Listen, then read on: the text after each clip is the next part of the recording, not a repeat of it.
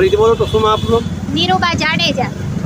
મારું મોદી સાહેબને એટલું જ કહેવાનું છે કે તમને આ કેટલી વાર અમારા રાજપૂત સમાજે તમને કેટલી વાર તમને કીધું કે રૂપાલાની ટિકિટ રદ કરો, પણ તમે તોય સમજ્યા નહીં।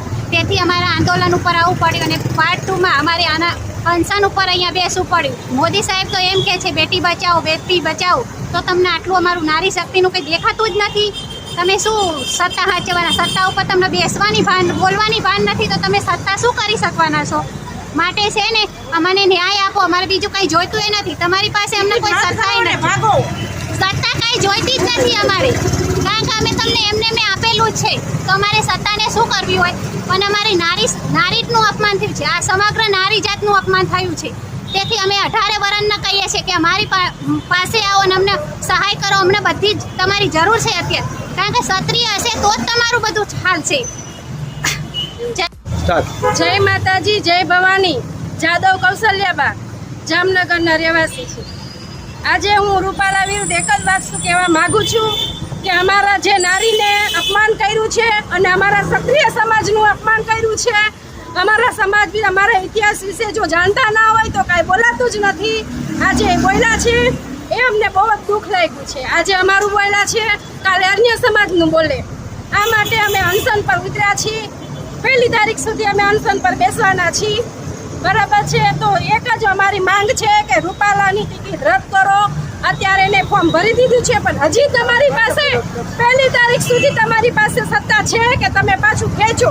હું મોદી સાહેબને વિનંતી કરું છું, 2 હાથ જોડીને, અમારા ક્ષત્રિય સમાજમાં હાથ જોડવાના આવતા જ નથી, છતાં હું હાથ જોડીને વિનંતી કરું છું મોદી સાહેબને કે તમે જેમ બને એમ રૂપાલાને સીટ ન આપો। જો આપશો તો આજે અમે સમાજ ભાજપ અમારે જોતી જ નથી, બરાબર છે। આજે અમારે ભાજપ સાથે કોઈ લેની દેની નથી, અમારે રૂપાલા સાથે જ છે, પણ અમારું નહીં માનો તો અમારે ભાજપ પણ નથી જોતી, બરાબર છે। જય ભવાની, જય માતાજી। જય ભવાની। આપણું નામ? સુશીલા, મારું નામ સુશીલાબા ચુડાસમા છે।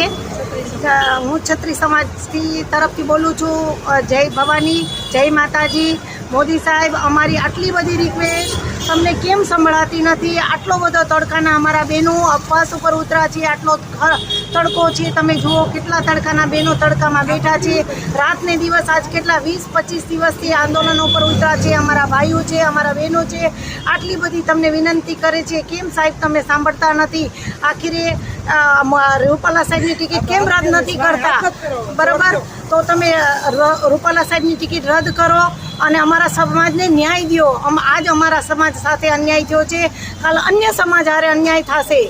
તો આજે સ્ત્રી જાતિનું અપમાન થયું છે, તો એનું માન થાય એવું કરો। અને આપે જ કીધું હતું કે સ્ત્રી બહાર આવે, સ્ત્રી બહાર આવી છે, તો આજે સ્ત્રીનું અપમાન થવા માંડ્યું છે, તો સ્ત્રીની માટે આપ કંઈક કરો। અને અમારી એટલી રિક્વેસ્ટ છે કે તમે રૂપાલા સાહેબની ટિકિટ રદ જલ્દીથી જલ્દી કરો। જય રૂપાલાએ જે કંઈ માફીનો વિડીયો મોકલ્યો એના વિશે શું કહી શકશો? એમને માફી માંગી છે, પણ અમારી એમને માફી દેવાનો એક જ છે કે અમે એની ટિકિટ રદ કરવા માંગીએ છીએ, બરાબર? બીજી કોઈ એમની માફી દેવા રૂપાલાએ માંગતા માફી વિડીયો નથી। જે બહાર પાડ્યો હતો, બરોબર?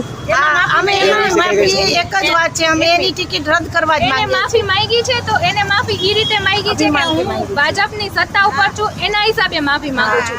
એને એની ભૂલ સ્વીકાર નથી કરી, ક્ષત્રિયની માફી એને નથી માંગી, એને એની સત્તાના હિસાબે માફી માંગી છે। મારી પાર્ટીને ખરાબ ન લાગે એટલા માટે એને માફી માંગવાની રીત પણ એવી હતી, એને ભાજપને ખરાબ ન લાગે એ માટે એને માફી માંગી।